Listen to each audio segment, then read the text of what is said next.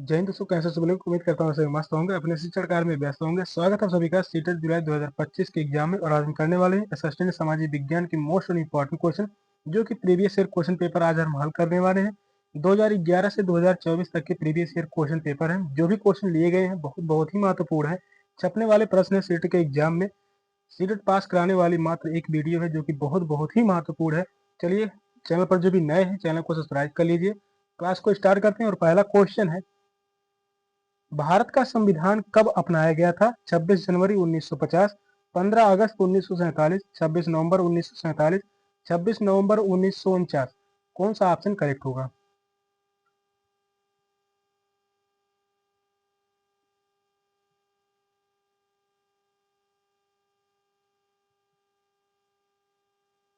Question कह रहा है भारत का संविधान कब अपनाया गया था। यह अपनाया गया था 26 नवंबर 1949।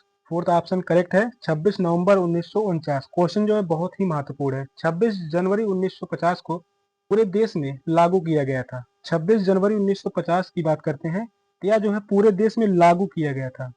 संविधान जो है पूरी तरीके से लागू हुआ था 26 जनवरी 1950 को। अपनाया गया था 26 नवंबर 1949 को। विश्व में भारत का संविधान सबसे बड़ा है। भारत का संविधान विश्व में सबसे बड़ा लिखित संविधान है। सबसे बड़ा लिखित संविधान है।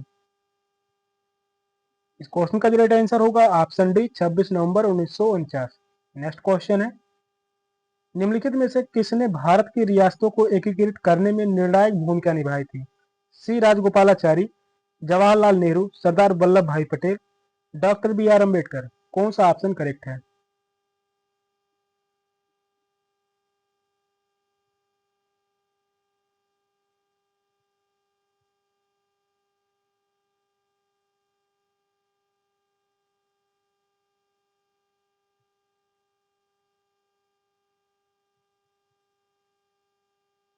किसने भारत की रियासतों को एकीकृत करने में निर्णायक भूमिका निभाई थी? तो वह थे सरदार Vallabhbhai Patel. Third option correct है, सरदार वल्लभ भाई पटेल। सरदार वल्लभ भाई पटेल ने 562 देशी रियासतों को भारत में मिलाकर भारत को एक सूत्र में बांधा था। कितने रियासतें थी? 562। 562 रियासतों को भारत को एक सूत्र में बांधा था। 562 रियासतों को मिलाकर। एक कुशल प्रशासक होने के कारण उन्हें लौह पुरुष के नाम से भी जाना जाता है। सरदार वल्लभ भाई पटेल को लौह पुरुष के नाम से भी जाना जाता है। लौह पुरुष के नाम से भी यह जाने जाते हैं, सरदार Vallabhbhai Patel. Next question है, निम्नलिखित में से कौन भारत के संविधान की समवर्ती सूची के मामले में कार्य करता है? स्थानीय सरकारी निकाय, केंद्र सरकार और राज्य सरकारें और स्थानीय सरकारी निकाय, केंद्र शासित प्रदेश। कौन सा ऑप्शन करेक्ट है?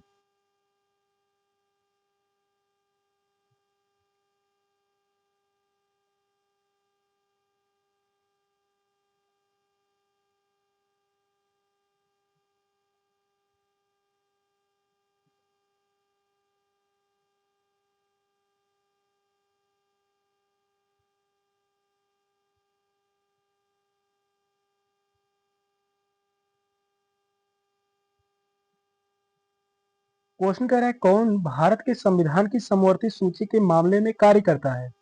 तो वह कार्य करते हैं केंद्र सरकार और राज्य सरकारें। दोनों ही सरकारें काम करती हैं, केंद्र सरकार और राज्य सरकारें। सेकंड ऑप्शन करेक्ट है। समवर्ती सूची में दिए गए विषयों पर कानून बनाने की शक्ति संसद व राज्य विधानमंडल दोनों के पास है। सेकंड ऑप्शन करेक्ट है। नेक्स्ट क्वेश्चन है, निम्नलिखित में से कौन भारत की संविधान सभा में मसौदा समिति के अध्यक्ष थे? Jawaharlal Nehru, C Rajagopalachari, doctor B R Ambedkar, doctor Rajendra Prasad. कौन सा ऑप्शन करेक्ट है?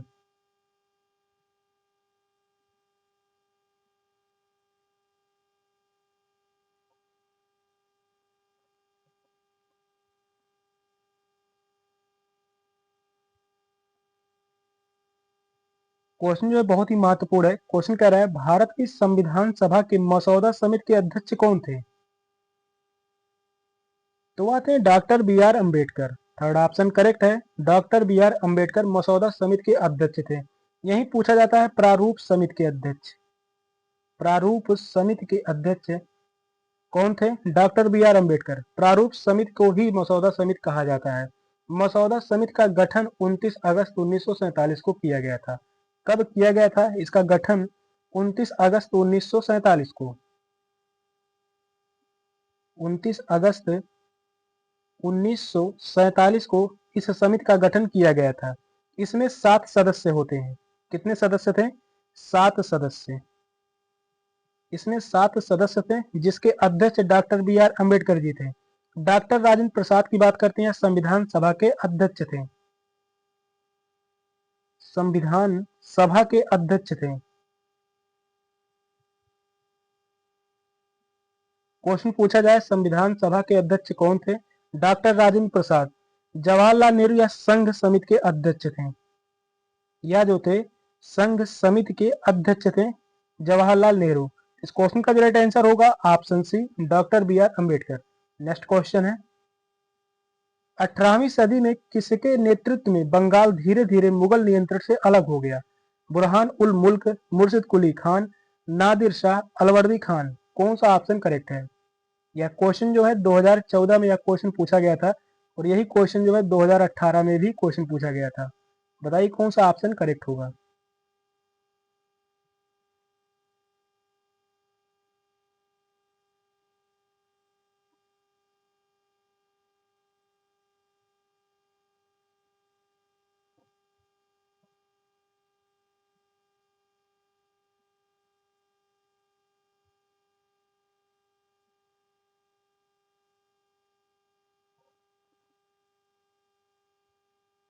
18वीं सदी में किसके नेतृत्व में बंगाल धीरे धीरे मुगल नियंत्रण से अलग हो गया?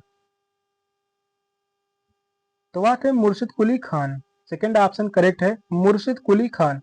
18वीं सदी में मुर्शिद कुली खान के नेतृत्व में बंगाल धीरे धीरे मुगल नियंत्रण से अलग हो गया। सेकंड ऑप्शन करेक्ट है, मुर्शिद कुली खान।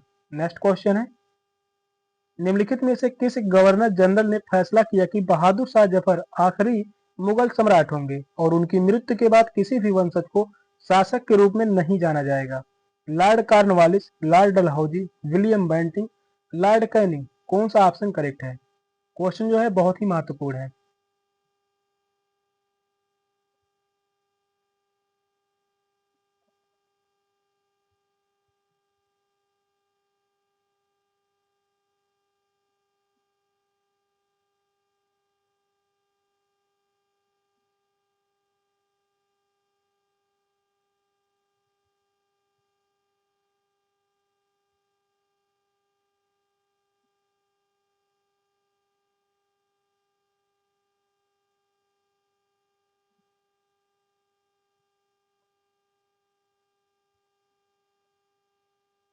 क्वेश्चन कर रहा है, किस गवर्नर जनरल ने फैसला किया कि बहादुर शाह जफर आखिरी मुगल सम्राट होंगे और उनकी मृत्यु के बाद किसी भी वंशज को शासक के रूप में नहीं जाना जाएगा?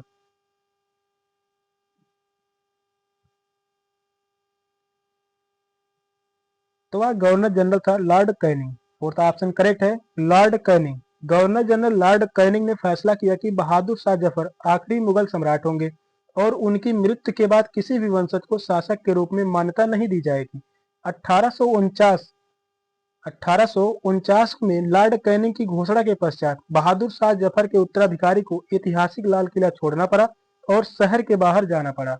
फोर्थ ऑप्शन करेक्ट है, लॉर्ड कैनिंग। नेक्स्ट क्वेश्चन है, किस गवर्नर जनरल ने घोषित किया कि अवध पर गलत तरीके से शासन किया जा रहा था और उचित प्रशासन सुनिश्चित करने के लिए ब्रिटिश शासन की आवश्यकता थी?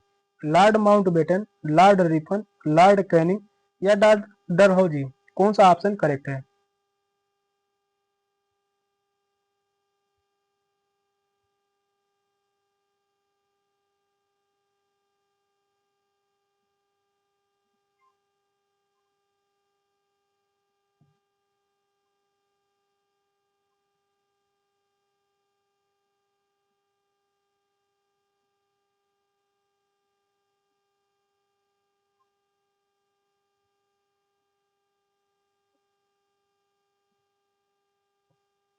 किस गवर्नर जनरल ने घोषित किया कि अवध पर गलत तरीके से शासन किया जा रहा था और उचित प्रशासन सुनिश्चित करने के लिए ब्रिटिश शासन की आवश्यकता थी? तो वह गवर्नर जनरल था lord Dalhousie. Fourth option correct है, lord Dalhousie. Governor general lord Dalhousie ने घोषित किया कि अवध पर गलत तरीके से शासन किया जा रहा था और उचित प्रशासन सुनिश्चित करने के लिए ब्रिटिश शासन की आवश्यकता थी। इसके ठीक 5 साल बाद लॉर्ड डलहौजी ने अवध पर कुशासन का आरोप लगाकर 13 फरवरी 1856 में उसे ब्रिटिश साम्राज्य का अंग बना लिया। कब? 13 फरवरी 1856 में। यह भी डेट याद में रखिएगा, पूछा जा सकता है। 13 फरवरी 1856 में उसे ब्रिटिश साम्राज्य का अंग बना लिया गया। फोर्थ ऑप्शन करेक्ट है, लॉर्ड डलहौजी। नेक्स्ट क्वेश्चन है, कानपुर के किस शासक ने खुद को पेशवा कहा? बहादुर शाह जफर, नाना साहेब, बाजीराव प्रथम, बाजीराव द्वितीय। कौन सा ऑप्शन करेक्ट है?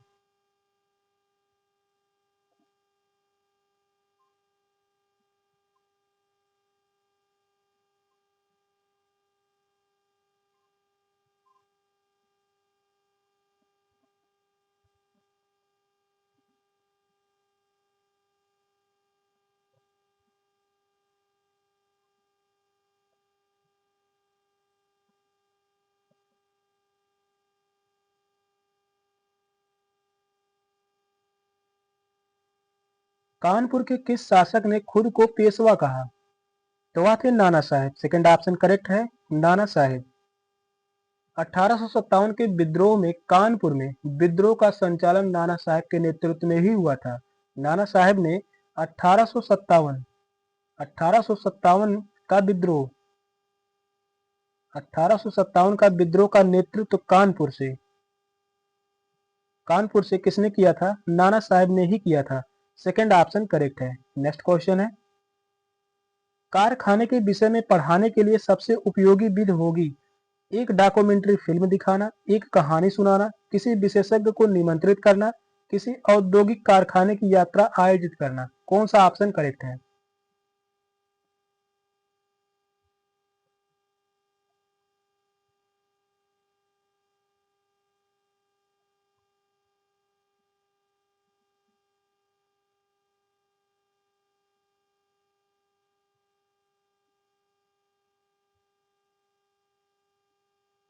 कारखाने के विषय में पढ़ाने के लिए सबसे उपयोगी विधि होगी किसी औद्योगिक कारखाने की यात्रा आयोजित करना। फोर्थ ऑप्शन ही करेक्ट है, किसी औद्योगिक कारखाने की यात्रा आयोजित करना। कारखाने के विषय में पढ़ाने के लिए सबसे उपयोगी विधि होगी औद्योगिक कारखाने की यात्रा आयोजित करना। यह विधि कारखाने की यात्रा सिखाने पढ़ाने के उद्देश्य से बहुत ही महत्वपूर्ण है। फोर्थ ऑप्शन करेक्ट है। नेक्स्ट क्वेश्चन है, एडुसैट से क्या अभिप्राय है?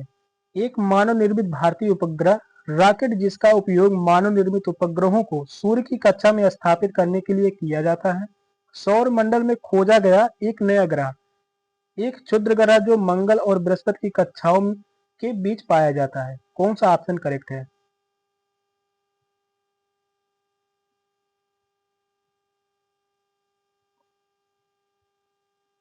क्वेश्चन जो इंपॉर्टेंट है, सेट के एग्जाम में काफी बार पूछा जा चुका है। एडुसैट से क्या अभिप्राय है?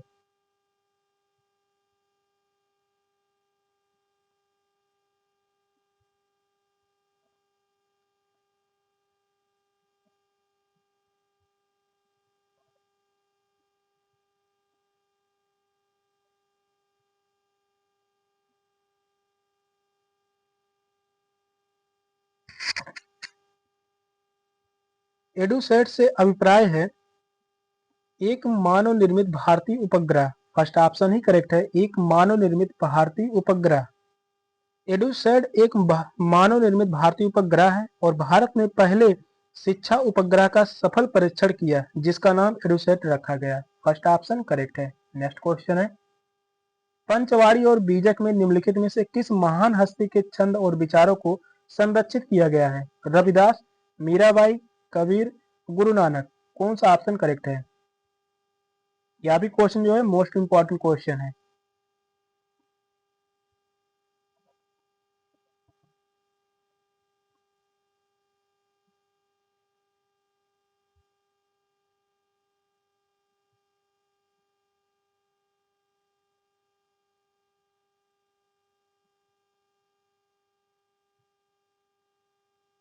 क्वेश्चन कह रहा है पंचवाड़ी और बीजक में निम्नलिखित में से किस महान हस्ती के छंद और विचारों को संरक्षित किया गया है? तो वह है कबीरदास। थर्ड ऑप्शन करेक्ट है, कबीर।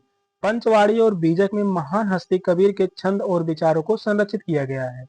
नेक्स्ट क्वेश्चन है, इलोरा की गुफा का भित्ति चित्र जिसमें विष्णु को नरसिंह अर्थात पुरुष सिंह के रूप में दिखाया गया है, किस काल की कृति है? गुप्त काल, गुर्जर प्रतिहार काल, राष्ट्रकूट या चालुक्य काल? कौन सा ऑप्शन करेक्ट है?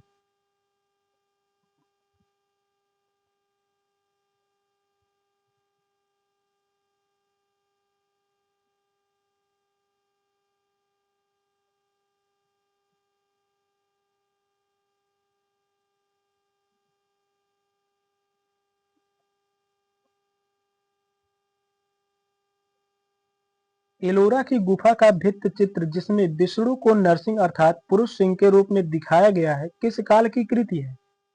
तो यह है राष्ट्रकूट काल की कृति है। थर्ड ऑप्शन करेक्ट है, राष्ट्रकूट काल। एलोरा की गुफा का भित्ति चित्र जिसमें विष्णु को नरसिंह अर्थात पुरुष सिंह के रूप में दिखाया गया है, यह राष्ट्रकूट काल की कृति है। एलोरा हिंदू, बौद्ध और जैन गुफा मंदिरों की श्रृंखला के लिए प्रसिद्ध है। किसके लिए प्रसिद्ध है एलोरा गुफा? हिंदू, बौद्ध और जैन। एलोरा हिंदू, बौद्ध और जैन गुफा मंदिरों की श्रृंखला के लिए प्रसिद्ध है। थर्ड ऑप्शन करेक्ट है, राष्ट्रकूट काल। नेक्स्ट क्वेश्चन है, निम्नलिखित में से कौन सा संगठन उपनिषद में आस्था रखता है? सेवा समाज, ब्रह्म समाज, रामकृष्ण मिशन, सत्यशोधक समाज? कौन सा ऑप्शन करेक्ट है?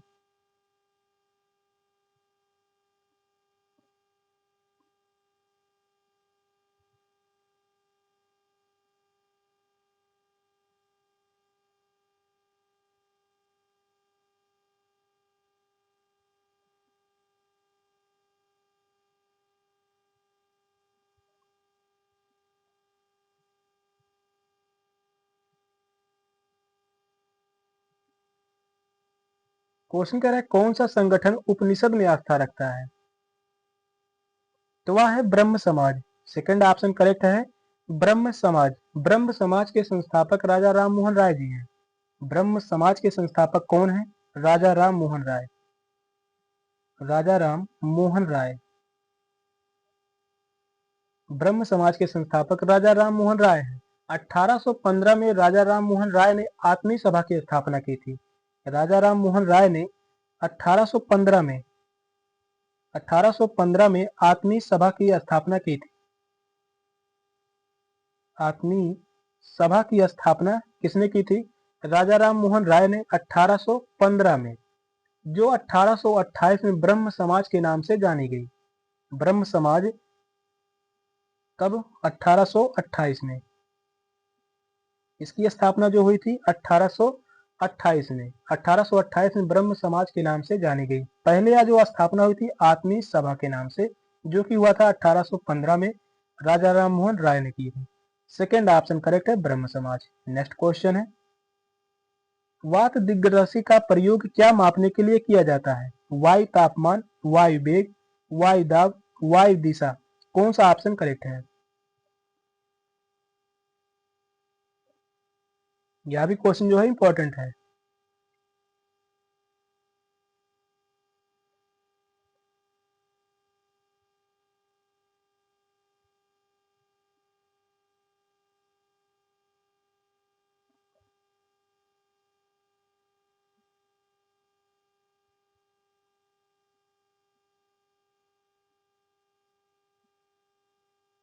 वात दिग्दर्शी का प्रयोग क्या मापने के लिए किया जाता है? तो वह है वायु दिशा। फोर्थ ऑप्शन करेक्ट है, वायु दिशा। वात दिग्दर्शक हवा की दिशा दिखाने वाला यह एक यंत्र है जिसका उपयोग पायलटों द्वारा हवा की दिशा निर्धारित करते हैं। फोर्थ ऑप्शन करेक्ट है। नेक्स्ट क्वेश्चन है, वायुमंडल की निम्नलिखित में से कौन सी परत रेडियो तरंगों के संचरण में मदद करती है? बहिर्मंडल, समताप मंडल, मध्य मंडल या बाह्य वायुमंडल? कौन सा ऑप्शन करेक्ट है?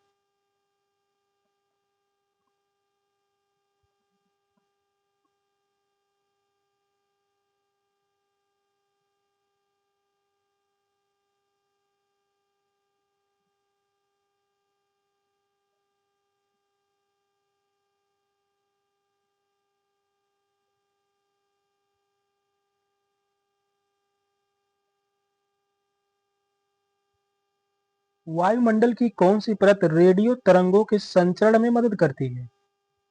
तो वह है बाह्य वायुमंडल। फोर्थ ऑप्शन करेक्ट है, बाह्य वायुमंडल। बाह्य वायुमंडल को दो उपमंडलों में बांटा गया है, जो कि पहला होगा आयन मंडल, पहला है आयन मंडल, और दूसरी की बात करते हैं, दूसरा जो है आपतन मंडल, दूसरा है आपतन मंडल।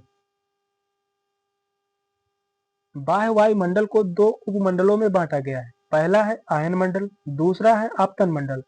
समताप मंडल की बात करते हैं, वायुयान उड़ाने के लिए सबसे सुरक्षित मंडल है, वायुयान उड़ाने के लिए सबसे सुरक्षित मंडल है। और वहीं बात करते हैं मध्य मंडल की, आसमान से जब उल्का पिंड मध्य मंडल में प्रवेश करते हैं तो जलने लगते हैं, उल्का पिंड जलने लगते हैं।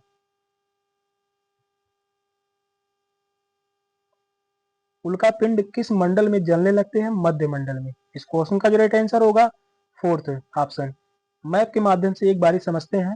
यहाँ पर देखिए मंडल की परतें दी गई हैं, जो कि सबसे नीचे का परत है क्षोभ मंडल, जिसकी ऊंचाई जो है 0 से 12 किलोमीटर। इसके बाद है समताप मंडल, समताप मंडल में ही ओजोन परत पाया जाता है, और यह मंडल वायुयान उड़ाने के लिए सबसे सुरक्षित मंडल है।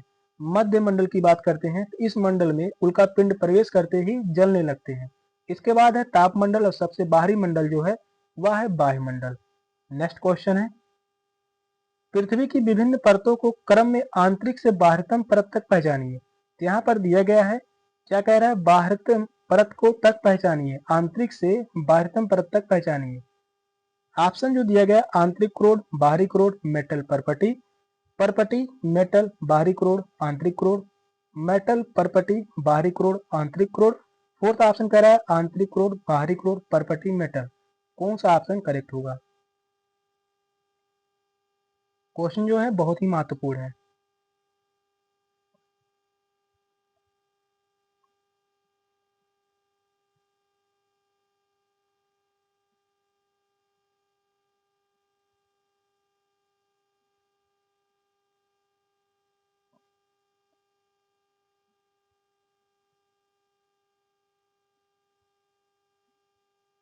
क्वेश्चन जो कह रहा है पृथ्वी की विभिन्न परतों को क्रम में आंतरिक से बाह्यतम परत तक पहचानिए, यानी सबसे जो अंदर है इसे हम क्या कहेंगे? आंतरिक क्रोड कहेंगे। इसे हम क्या कहेंगे? आंतरिक क्रोड, आंतरिक क्रोड कहेंगे। फिर इसके बाद जो है यह जो होगा बाहरी क्रोड, इसे हम क्या कहेंगे? बाहरी क्रोड, बाहरी क्रोड। फिर इसके बाद क्या होगा? मेटल, यह जो होगा मेटल। और सबसे बाहरी जो होगा परपटी। फर्स्ट ऑप्शन ही करेक्ट होगा, यह जो है आंतरिक क्रोड, बाहरी क्रोड, मेटल, परपटी। फर्स्ट ऑप्शन करेक्ट है। नेक्स्ट क्वेश्चन है, दिए गए आरेख में सूर्य, पृथ्वी और चंद्रमा की स्थिति को ध्यान से देखिए और बताइए कि यह क्या दर्शा रहा है। यहाँ पर चंद्रमा है, पृथ्वी है, सूर्य है, यह क्या दर्शा रहा है? लघु ज्वार भाटा, सूर्य ग्रहण, चंद्र ग्रहण, बृहत ज्वार भाटा। कौन सा ऑप्शन करेक्ट होगा?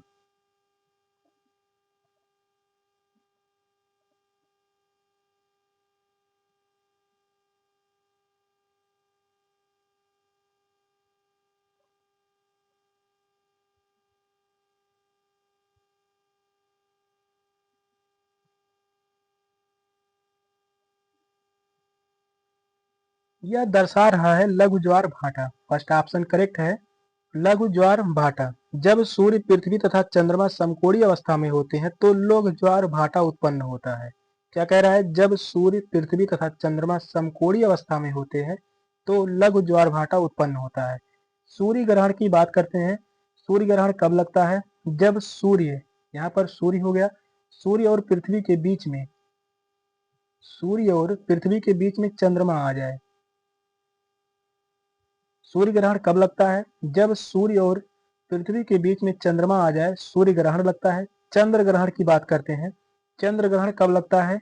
सूर्य तो एक जगह ही स्थित है, सूर्य और चंद्रमा के बीच में, यहाँ पर हो गया चंद्रमा, सूर्य और चंद्रमा के बीच में पृथ्वी आ जाए, सूर्य और चंद्रमा के बीच में पृथ्वी आ जाए तो वह होता है चंद्र ग्रहण। और सूर्य ग्रहण की बात करते हैं, सूर्य और पृथ्वी के बीच में चंद्रमा आ जाए तो वह होता है सूर्य ग्रहण।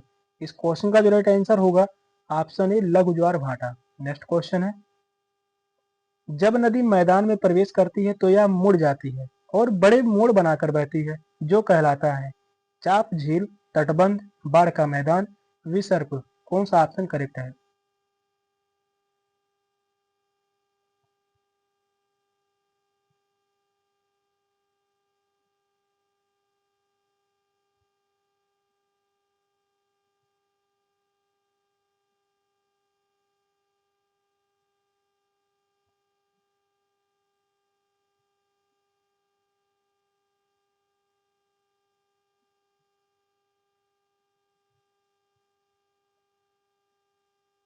क्वेश्चन कह रहा है जब नदी मैदान में प्रवेश करती है तो यह मुड़ जाती है और बड़े मोड़ बनाकर बहती है, जो कहलाता है, तो वह कहलाता है विसर्प। फोर्थ ऑप्शन करेक्ट है, विसर्प कहलाता है। नदियां पहले जो है भाभर क्षेत्र में प्रवेश करती हैं। नदियां जो है पहले क्या है, भाभर क्षेत्र में प्रवेश करती हैं। भाभर क्षेत्र क्या होता है, छोटे छोटे पत्थर होते हैं जो कि नदियां इसमें प्रवेश करती है और यह अदृश्य हो जाती है।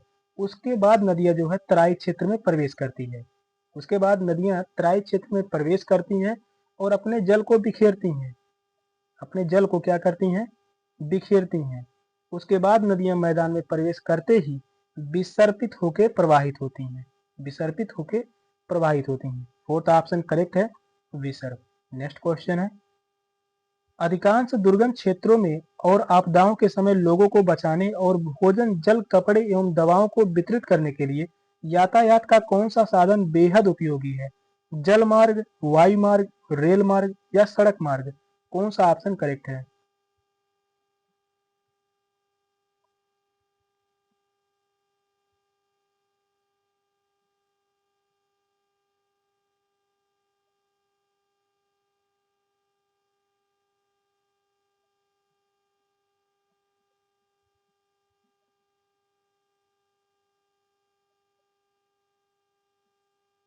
शिक्षण से संबंधित क्वेश्चन है। क्वेश्चन जो है बहुत ही महत्वपूर्ण है।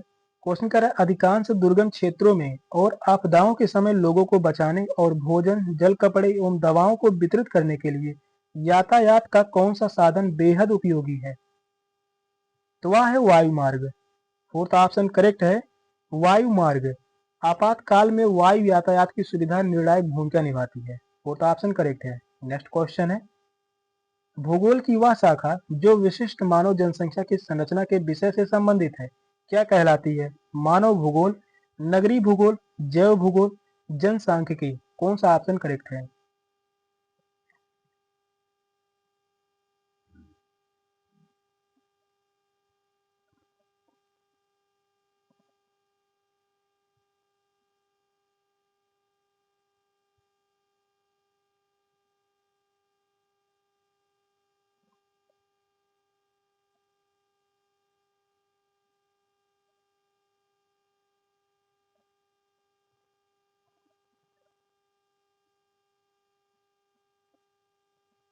क्वेश्चन कह रहा है भूगोल की वह शाखा जो विशिष्ट मानव जनसंख्या की संरचना के विषय से संबंधित है, क्या कहलाती है?